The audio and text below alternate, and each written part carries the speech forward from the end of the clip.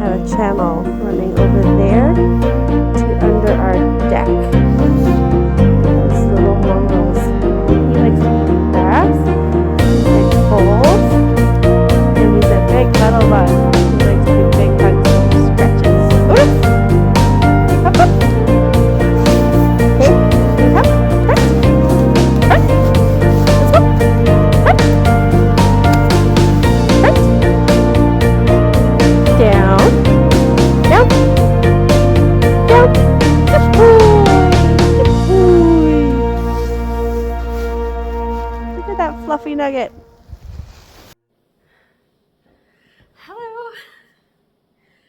Welcome to my channel here on YouTube, Crux Fibres. I'm so glad that you're here. Thank you for being here. If you're a returning viewer, I really appreciate you coming back, and I hope that we can continue on our crafting together. And if you are new, welcome. My name is Brittany, and I am the dyer behind Crux Fibres, as well as low mileage wool and any sort of fiber that I offer to those spinners out there. And this is our lovely dog Otis, who's clearly got some grooming going on right now. We just got a puppy, and he is a Great Pyrenees. He's a big boy. I just had him weighed today. He's 36.6 pounds, and he's going in for his next shots, or his next parvo vaccines. And he came from a litter of 8 puppies here in Whitehorse, Yukon, and he's doing a lot of teething. No. So if it gets to be too much, I'm going to pause the video and remove him. But right now he likes to give me all the love with his teeth. He's training really well, and sitting for us really good, lying down, and he's a big cuddle bug. He does a lot of napping, and he's very gentle with the kids, and so far he just seems to belong well in our home. So a Great Pyrenees is a French mountain dog that was bred for herding livestock, which I clearly don't have any livestock here on our suburban home. But they're also really good family dogs. They're very loyal and gentle, clearly fluffy, and I can spin his wool. So got that going. Anyways, so I'm thinking if I've finished my intro. I've got a cup of tea today. I don't often drink tea, but lately I've been kind of craving just a cup of tea with a splash of milk in it. So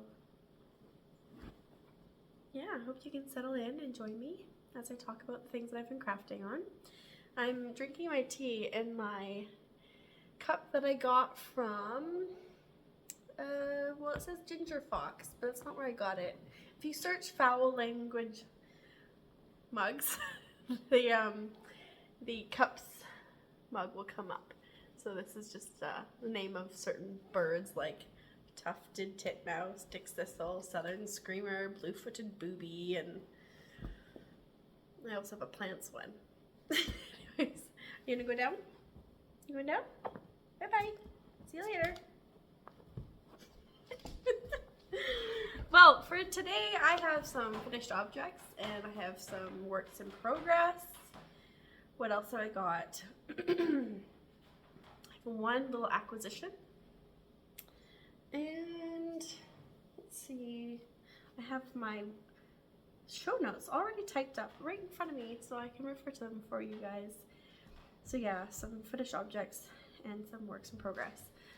And I'd like to talk a bit about what I'm wearing. Actually, I was supposed to be wearing this.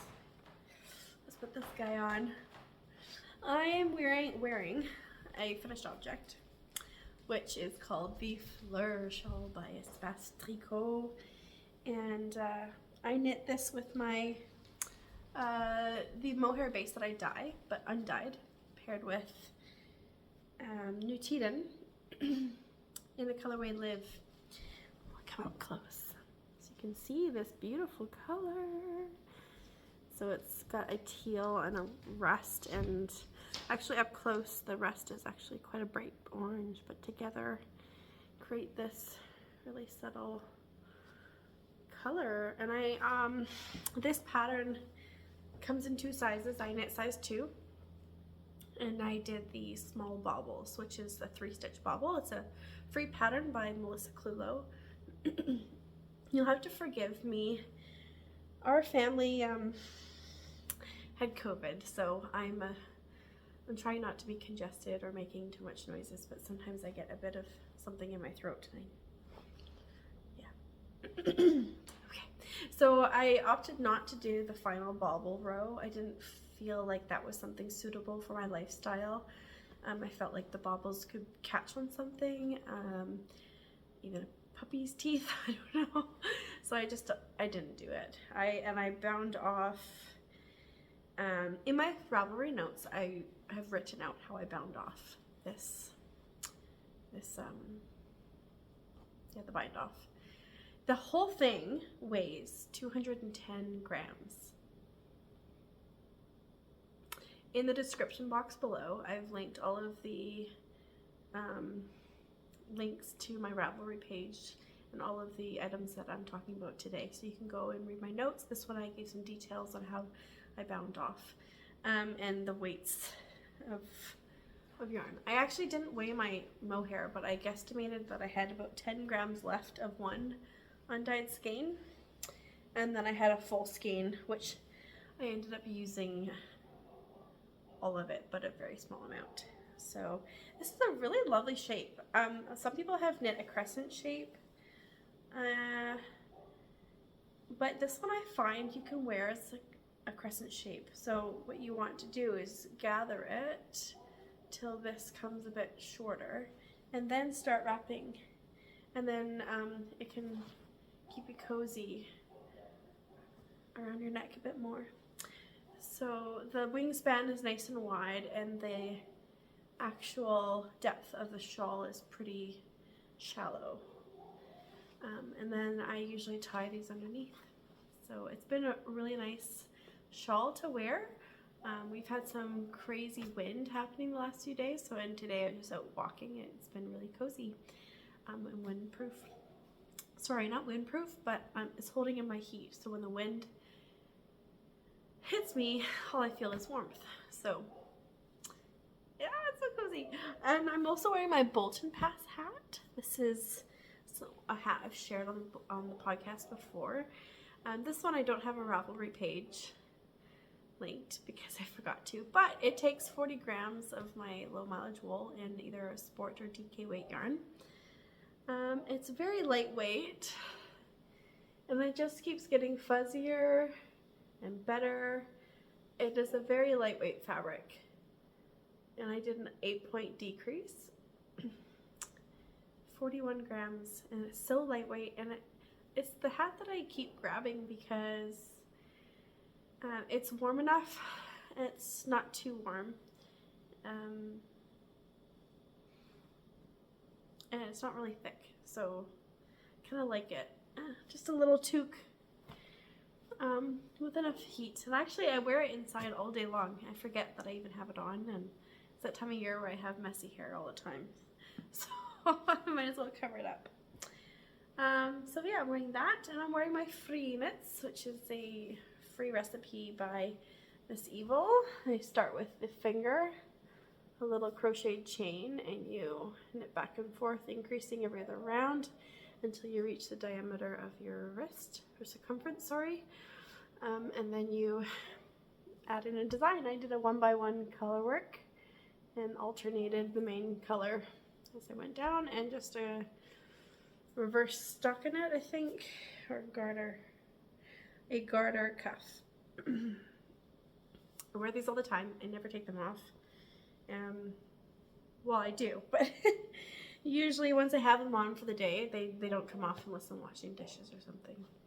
They're just very cozy and keep my wrists warm, and the top of my hands nice and cozy and warm as well. I'm also wearing something else that's handmade, which is my Metamorphic dress by Sew Liberated. It's a reversible dress, I won't show you the reverse, but if you follow me on Instagram, I shared it in my stories. There's pockets and a really fun pattern to sew. I've made two of these. No, two reversible ones and then another one, just one layer, not reversible. A Metamorphic dress by Sew Liberated.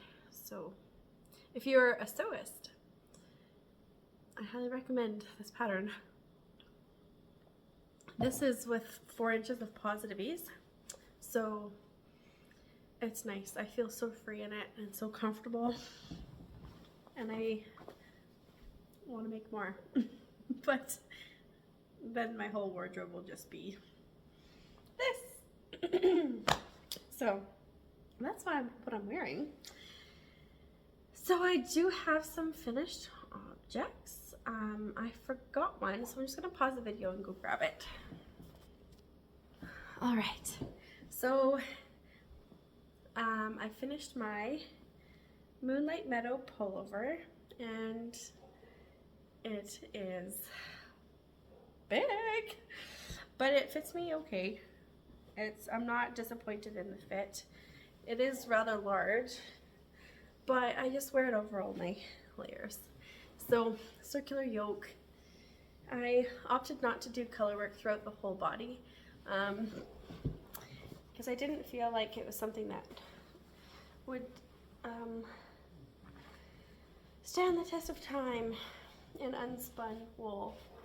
So yeah, I stopped about here past like the split for sleeves, and then I carried on with a bit more color work, and I used the colorways from Mocher, Vilgot, and Morgan.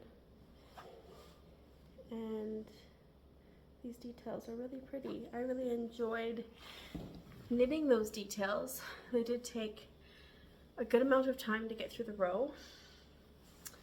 So yeah, another modification I made to this was I knew that the stitch count was rather big. Going forward, I think when I do circular yokes, I will be going down a size or measure my upper bust, because my upper bust is smaller than my lower bust, and with the circular yokes, they tend to be much larger than they should be. So I'm going to try that next time I do a circular yoke, because this is pretty wide, even though I'm on gauge. But this, my goodness, is really, really lovely. I think I need to add some more notes to my Ravelry page. I think I didn't use all of Mocher. I thought I'd run out, but I didn't. And I didn't knit the body as long as I thought I would. I had it a bit more, it falls right at my hip bones, which I thought would be nice for if I'm wearing this dress or any other kind of dresses or tunics. So what did I want to say about this? This pattern is by Melody Hoffman of Bee Mandarins, and she did all over color work down the arms and the body. So I think in an earlier podcast I said I'll just tough it out and do the whole thing and allow it to be a slow project, but I ended up not doing it, not because I didn't want to do the color work, just because I thought practically, if I want this thing to last a little longer and those yarn over details to not get ruined, then I felt like I should stop, especially on the areas where I feel like they're gonna wear more. So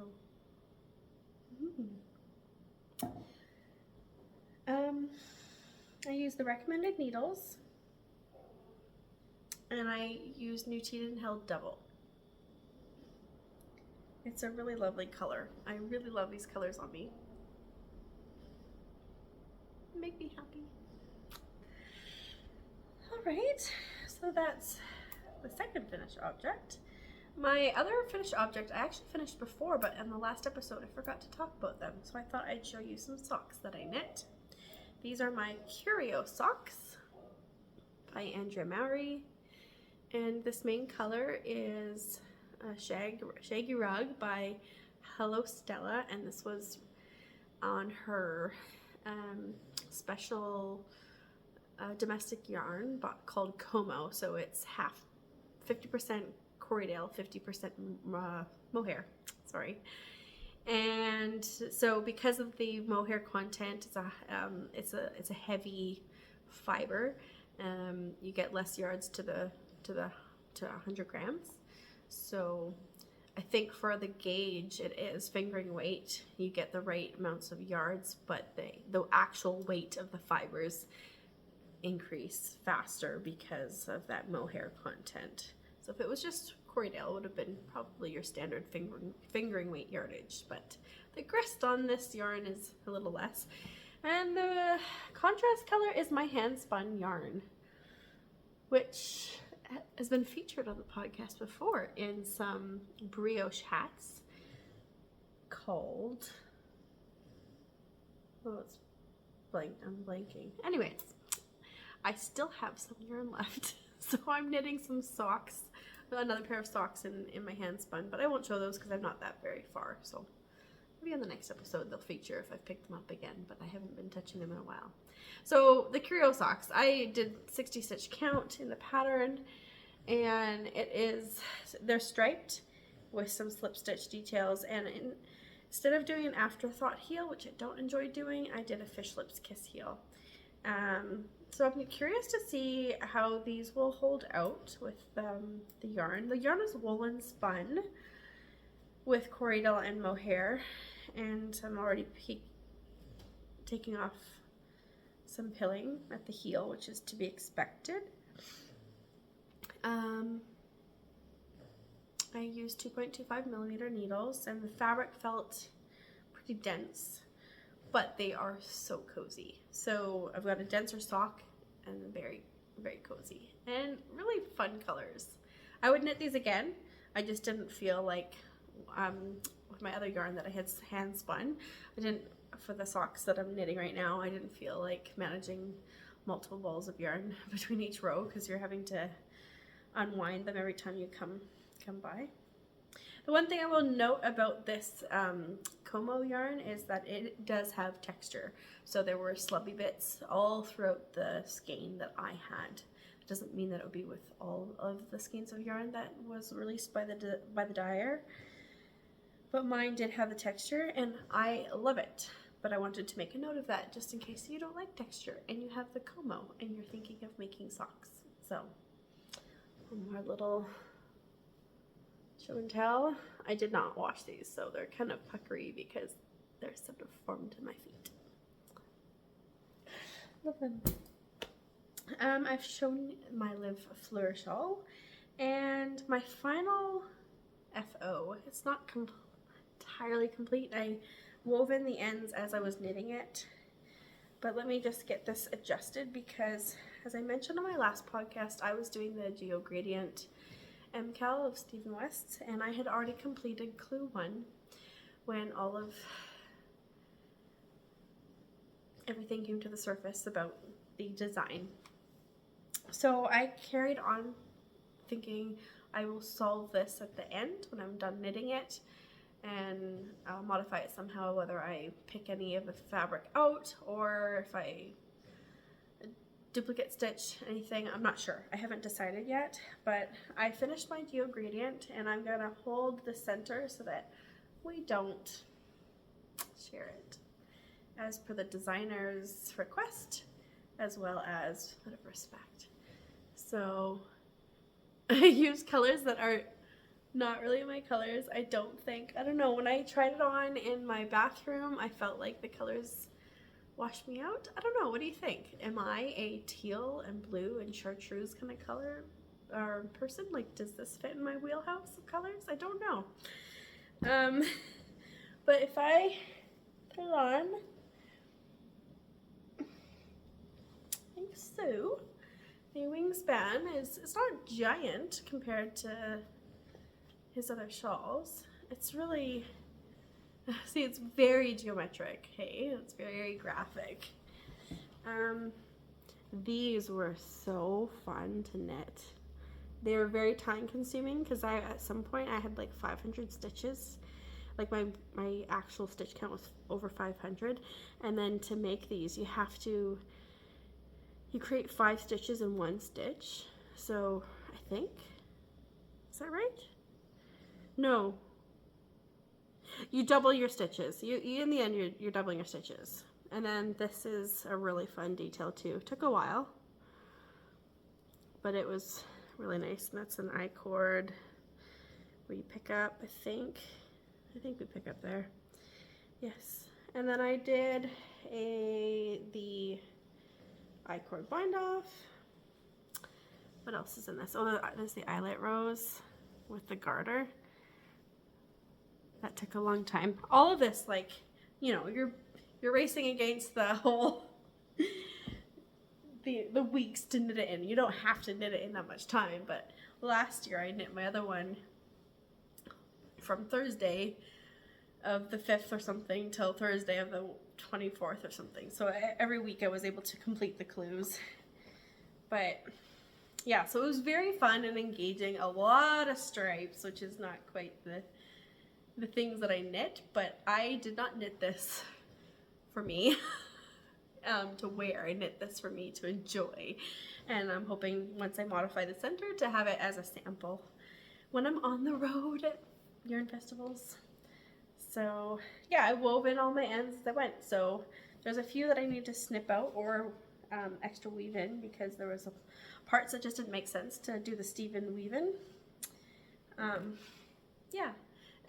The pattern does say you could add an optional fringe. I just didn't add an optional fringe. So there you go. I have not checked my gauge on this. So I'm thinking maybe it was a bit tight. Feels a bit dense. So I think it was tight. But I was also purling in a way that wouldn't allow my stitches to be tight. But maybe, I don't know. But they were fun colors. It was a kit I offered to my shop. Isn't that so bright and happy? I look at it, I'm like, oh, so happy. It smells like my wool wash. So there we go. It's the final finished object. And for whips, I've got some fun stuff to share with you. I'm doing a test knit for Anna from the Bluebird box, and I'm doing it in my low mileage wool. I kept for myself some yarn that was grown by Mick, and Mick was blended with Dorset and mohair, so he's really fuzzy, really beautiful. And so the test knit I'm doing is a pullover called the Garden Party. So Anna released this pattern to be a stash buster, so that you could fade and use fingering weight held double. So I'm using this pattern to showcase my low mileage, because it is all, you're knitting it inside out, but then you wear it on the reverse stockinette side on the outside. But I love what my low mileage wool looks like in reverse stockinette. So this isn't blocked, but the top detail here has garter. So once it's blocked, you can see that garter. And the fabric is just lovely. This pattern is a wonderful construction. If you've not ever knit a compound raglan, I highly recommend it. This is my second one of a compound raglan, and it's lovely. Anna designed this so that you do very minimal purling. So if you want very minimal purling in your knitting, this is a good pattern to go for, because you're knitting it inside out. Like right now, this the stockinette side. And once this is blocked, this fabric gets poofy and fuzzy and blooms just like this hat does, just like everything I knit with my low mileage wool does. It's just absolutely magical and light, and the yards go far. So even though this is a sport weight yarn with 258 yards, which is pretty close to a sport weight yardage average, it goes far. So my fabric will be is a bit more open, and that's to allow for some nice blooming. So yeah, I've split for sleeves, working on the body, and so I'll work the body for about 5 or 6 inches, and then I will, I'm gonna ask for the next part of the pattern because Anna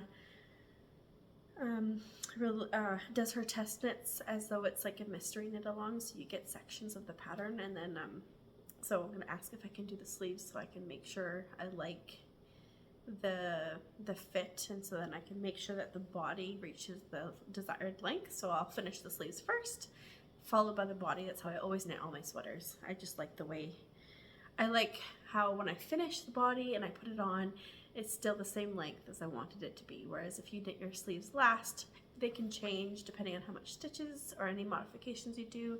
It can actually hike up the body, and your body of your sweater could actually be shorter than you want it to be. So yeah, I hit gauge with the needles that Anna suggested, and I always do, which is why I love test knitting for Anna. I always hit gauge. My row gauge is a little bit, so my stitch gauge is on point, and my row gauge is a bit shorter, but I believe she said that you'd rather want you'd want your gauge shorter than longer, because she recommends in areas of the pattern just to knit to a certain length, that kind of thing. So yeah, when this comes out, I can't wait to praise the design. And if you're looking for wool, I'm hoping I'll still have some wool because people seem to be really loving low mileage wool, and I am not complaining about that because I am so thrilled. I will show you my swatch here. This is my swatch. So got a stretch this way and lots of stretch that way. Look at that memory, hey? So it's got some good memory. Really lovely drape. Low mileage wool. I am storing it in my Summit Handmade bucket. Summit Handmade is from here in Whitehorse, Yukon. And Natasha, let me see if I got her card in here. I thought I did. Why not? Oh, I've got a little tag. Summit Handmade Designs, Yukon, Canada. And there's no website on there, but she, on her Instagram, I'll link her below, she has a link to her website. So I'll link the website. But Summit Handmade Designs on Instagram. So that's my first work in progress, and I'm at the stockinette stage, so I'm working on it as I sort of feel like I want to work on it, because the stockinette can get a little too mindless for me sometimes. My next work in progress is, let's see, where are we? Here we go. I'm knitting a gift for my friend up the road. We've got kids who play together, and she's a wonderful friend. And I wanted to make her a cowl for her birthday, something to wrap around her neck, but she doesn't want it to be itchy. So what I'm using is the Smallbird Workshop's Romney DK woolen spun that is grown in the Comox Valley. And I'm holding it with my yak fluff, which is, it looks like Surrey alpaca, but there's a certain percentage of alpaca, merino, silk, and yak, 10% yak. And that yak gives it a really nice gray undertone. And when you dye something, like this color is, hold please. It's called Frigid. So this is Frigid on my BFL base, and this is Frigid on the yak fluff. So with the alpaca and the yak, which are camelids, not camelids, one's a camelid and one's a goat family, from the goat family. They don't take the dye as nicely as sheep's wool, so it's pretty nice. I love my colorways on this base, which I need to restock. I just have to actually order more undyed yarn. So that's what I'm putting together, and I'm making the Golden Wood Cowl by Melody Hoffman. It starts out with this twisted rib, and you work your way down with some lace and some easy cabling, and I'm gonna knit the chart about 9 times or so. So I've done 3, I've got 9 more to go, and there is a really lovely technique on how to make these buttonholes. I really enjoyed it. It's actually a method that Isolde has written in her blog, so Melody refers to the blog, and the instructions on the blog are wonderful. I had no issues at all with them, and yeah, it went really well. I didn't check gauge, but I'm just going with, like, you know, cowl depth, and it's just something that you keep knitting until you reach the circumference that you need. And I like the lace work. I like the density of the fabric. I like the details. And that's back and forth, and it's going quickly, so I can get this to my friend so she can wrap it up all around her for the winter. So the Golden Wood Cowl by Melody Hoffman. I don't ever remember seeing this pattern get released. I just went to look at her Ravelry page. I was showing her a different shawl that I had, my friend, I was showing her a different shawl that I had knit by Melody. And then this cowl popped up and she's like, oh, I like that. So I was like, let me make it for you. And I'm storing it in my Gingersnap bag, Alice in Wonderland bag, which is the cat. Apparently, if I put this under blue UV lights or something, it will glow in the dark. Yeah, nice bag with the wire frame. It's really, really nice. I think she also makes these with like handles, possibly. I'm not sure, but you can check out her bags. Kim from Gingersnap. She's wonderful.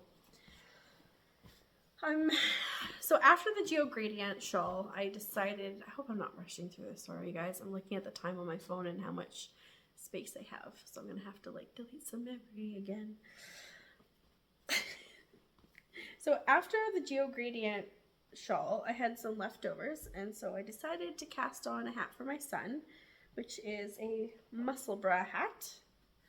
I say Musselburgh, could be Musselburgh, but I feel like Musselburgh is in UK. So I'm using, so that fossil color is Brooklyn Tweed.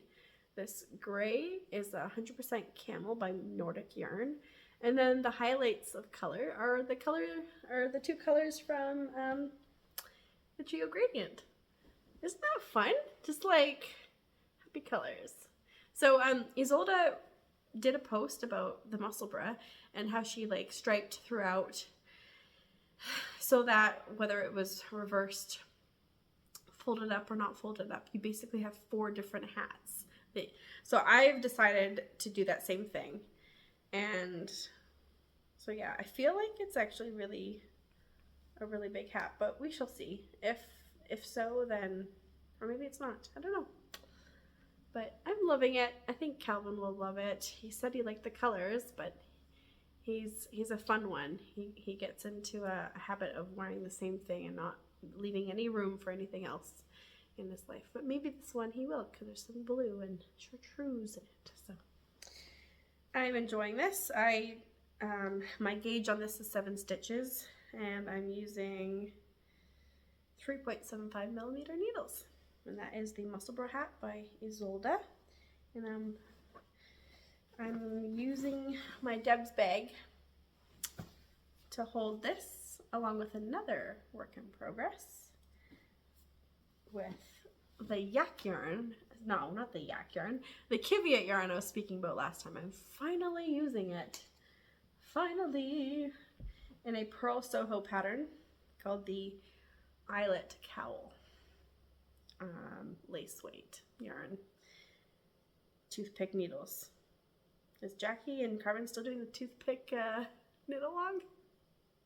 Because I'm gonna win! I've got my yarns tangled. So I'm gonna pause and free up some space on my phone now.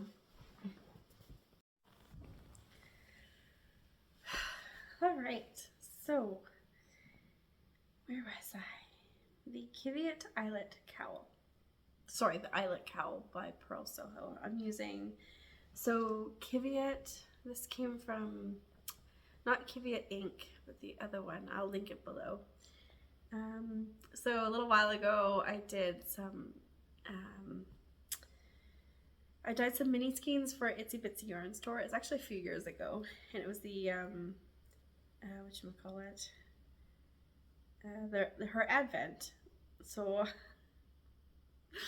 I dyed those, and for payment, I accepted Qiviut yarn because we know Qiviut takes a lot to harvest and make. So that's what I did. I got 2 skeins of this lace weight. They are like 50 grams, and I got the natural 100% Qiviut. I think these are like $120 for something. So I got my work's worth in yarn, 2 skeins. Totally happy. And then when I was at Peace Fibre Fest in Dawson Creek, Qiviut Inc. was there, and they had 1 skein left in this perfect green. If you know me, I love green. Love green, and this was just going to be perfect because the Eyelet Cowl, you need a big tube, and then you graft it together. And so one side is stockinette, the other side has the eyelets. So I thought, I don't want this on the outside, I want it underneath peeking through the eyelets. And of course I can wear it reversible, so whichever. The pattern is designed with a lace weight, but the pictures doesn't look like lace weight. But anyways, on my Ravelry page I've linked the pattern and mentioned the yarn. And so the green one, I think this one is, I forget the percentage and I can't find the ball band, but it's Qiviut and possibly merino and silk, or just silk, I can't remember, but it has a lovely sheen. Look at that. That is beautiful. It's looking a little more yellow in the video, but it's a little more earthy. Yeah, so I'm enjoying that. I've just been working on this on Sundays at church, sit there during the message and knit away. Oh, on toothpick needles.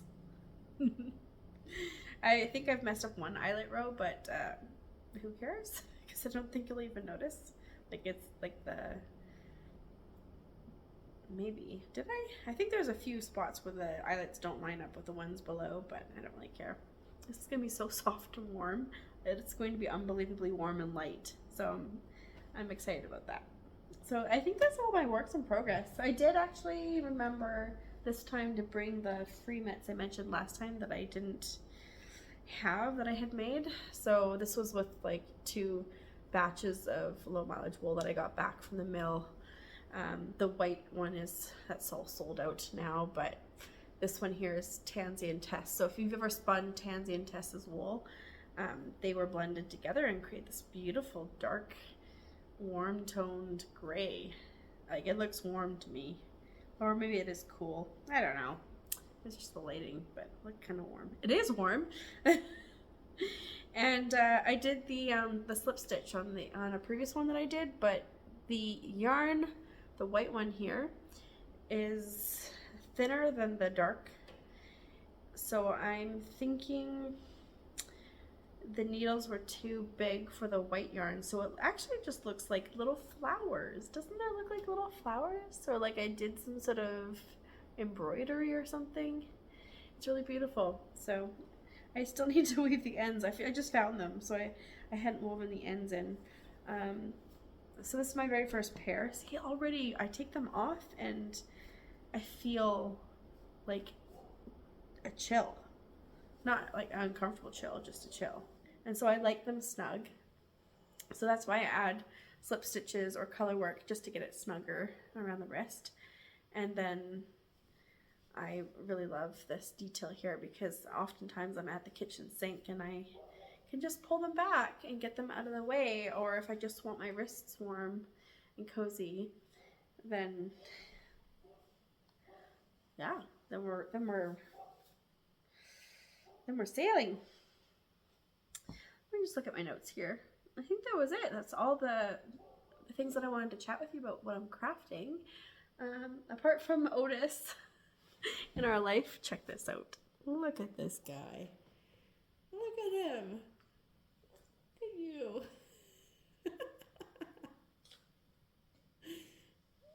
Isn't he just adorable? He's just this big house horse. That's the language people keep using when they're referring to our dog, is you've got a house horse, or what herd are you What herd is he gonna look after? None, just my kids. Yeah, so he's a new addition, and I have to let you know that Agnes is not here anymore. Agnes was our Angora rabbit, and she was a lot of work for me. You can domesticate rabbits, you can have them in your home, and she was great with her litter box, but because we do have a cat, she was just extremely territorial, and she would eat things in our house. Like, she actually would hang out underneath our couch and eat the couch, and I worried about her health with what things she would eat, and she'd chew anything that was a basket. But she was my little emotional buddy. Yeah. At night she'd come out once the kids were all in bed and she wasn't so skittish. She'd come out and hang out with me, and yeah, I enjoyed her company. Well, we had her for almost 2 years, and she was litter trained. Yeah, just extremely territorial, and it just added so much more to my workload every day and the stress. And you know, sometimes we'd wake up in the morning, because we'd let her free roam. We'd wake up in the morning to certain surprises, and when we first got her, she used to pee everywhere until we got her spayed, and that sort of helped, but she was still very territorial. So my friend Jess, who is the breeder of the rabbits, said that she would take her back if I couldn't find someone else. And so, yeah, so that's what we did. We brought her out to Jess, and apparently Agnes is doing quite well. She's very bossy. Because she's spayed, she can hang out with the buck called King, and she bosses him around. And when she's out with the ladies, she's trying to hump them. Otherwise, Agnes is doing just fine, and I don't need to feel guilty, but I could celebrate the time that we had with her. And before I took her back, I had to groom her and collect wool from her. So she was rather thin in the wool, which will grow back very quickly. So I've now got I think 100 grams or something of her wool, which is a significant amount. I won't just spin it by itself. I'll spin it with some sheep's wool, maybe some silk.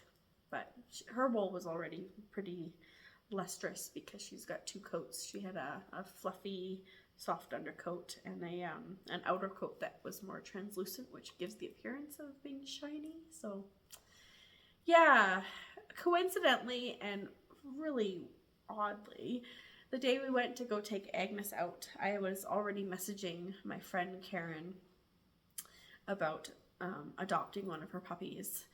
I was feeling really bummed out about having to give Agnes back, and we were just ready to have just, you know, the cat in the house with us, and that's it for pets. But my friend Karen was messaging me saying that they still had puppies and they're looking for a home before they get too old and harder to train, and my husband was sick with COVID. We didn't know it at the time. Just before leaving, I go into the bedroom where he's sleeping, and I go up to him and I give him my really big smile of like this. And he's like, "What?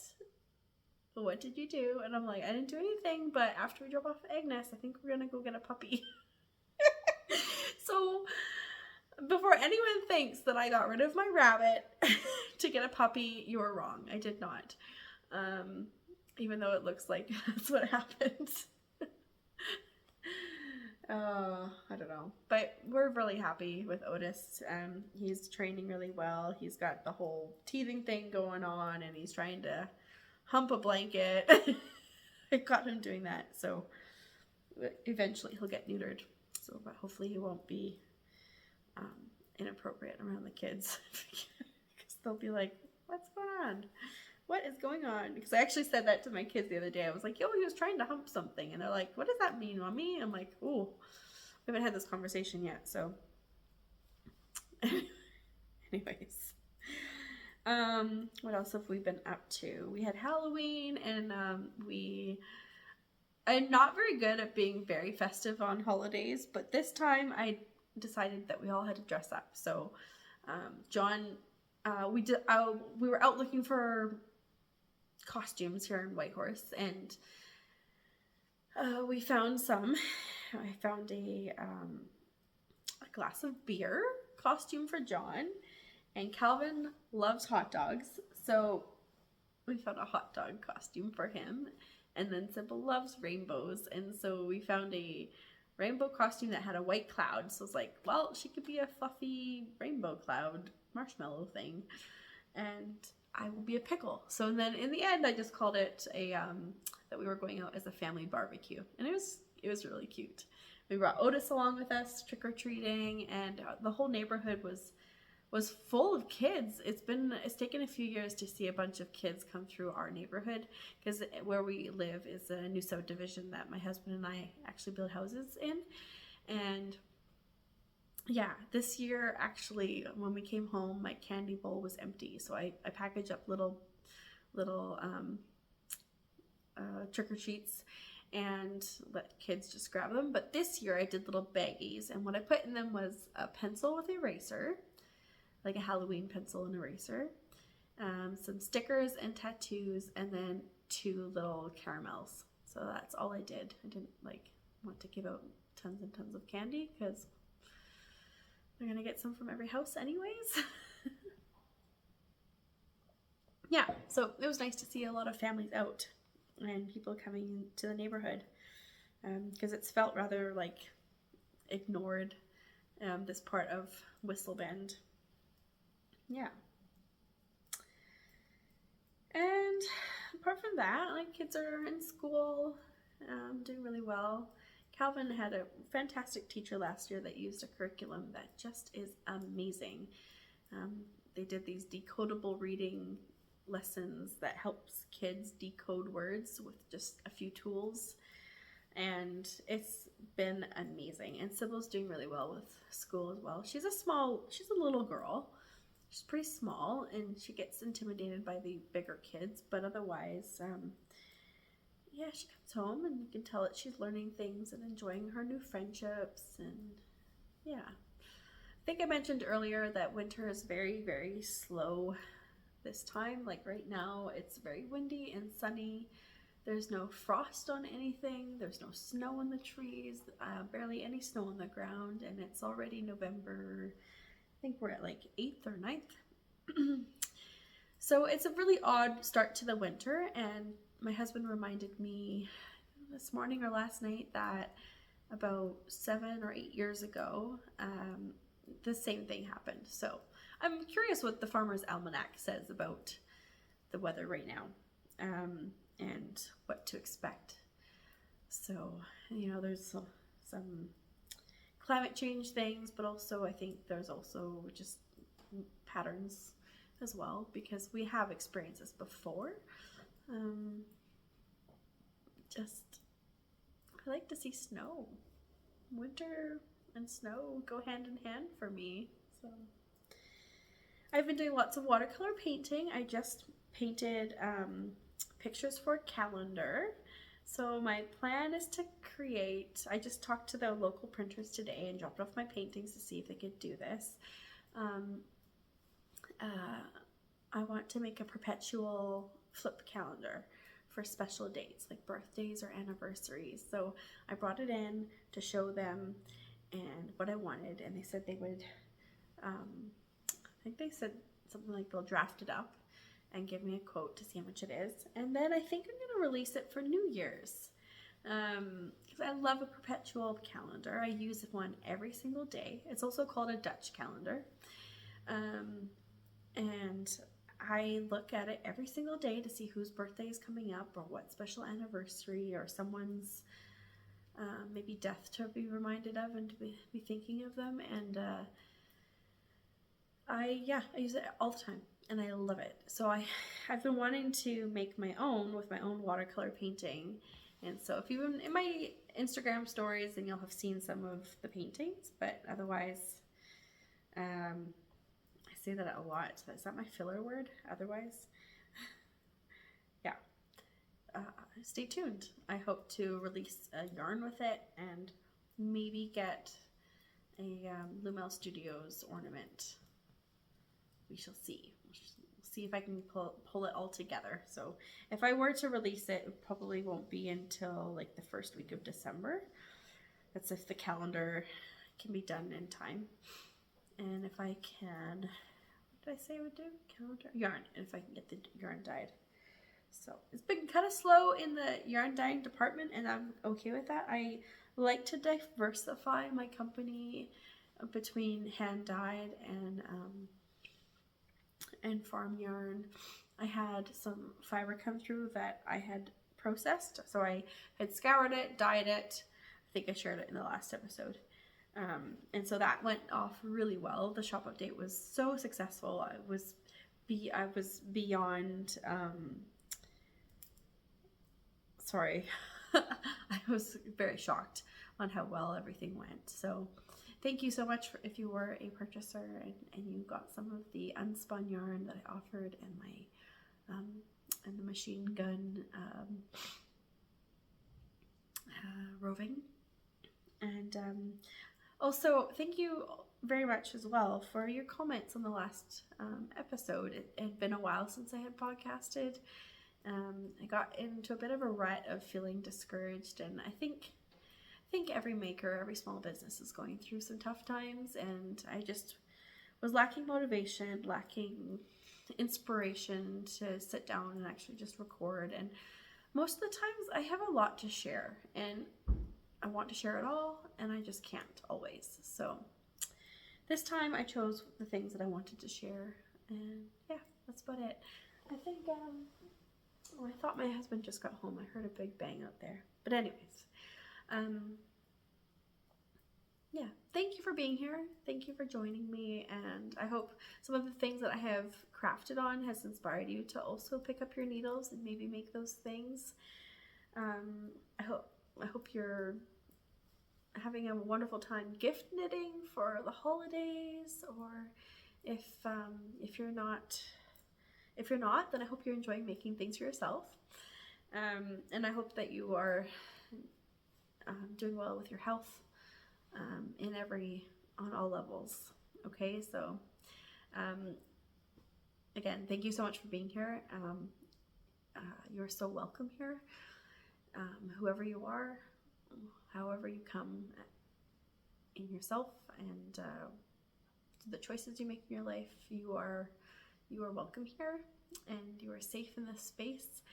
And I wish you all a very happy winter, and I think the next time I'll be checking in with you will be a little bit more festive and hopefully more snow, and Otis will be maybe double in weight, who knows. So we'll catch you next time on Crux Fibres, and if you feel like subscribing, please do. If you feel like supporting this channel, there's a Ko-Fi account linked in the description, and support is in comments, sharing anything. I don't really care about views, or I just care about relationship and getting to know you and what you make. So feel free to send me DMs or emails, whichever. So until next time, dear friends, I'll bid you farewell. Bye now.